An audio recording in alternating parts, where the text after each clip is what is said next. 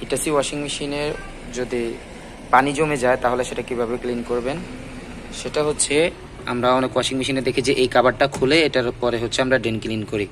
আর এটার হচ্ছে উপরে যে এই কাভারটা থাকে, এই কাভারগুলো খোলা খুবই ইজি। প্রথমে হচ্ছে আমি এটা খুলে ফেলছি, তারপর আপনাদেরকে একটু দেখাই। এই যে এটা লক, এই লক ধরে, এই যে লক বুঝতে পারছেন, এই লকটা টান দিলে এটা খুলে যাবে। খুলে যাওয়ার পরে হচ্ছে এই সিস্টেমটা হচ্ছে ড্রেন লাইন। আমরা অন্যান্য ড্রেন লাইনে যে এটা পুশ করলে হচ্ছে ব্যাক সাইডে, যেমন হচ্ছে এই পিছন সাইডের এই জায়গাতে হচ্ছে ড্রেনের লাইনটা থাকে।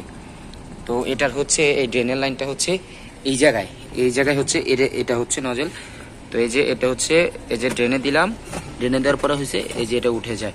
এটা ক্লিন করা খুবই ইজি। সেটা হচ্ছে এই যে কাভারটা খুলে ফেলবেন, ওই কাভারটা খোলার পরে জাস্ট এটা টান দিলে খুলে যাবে।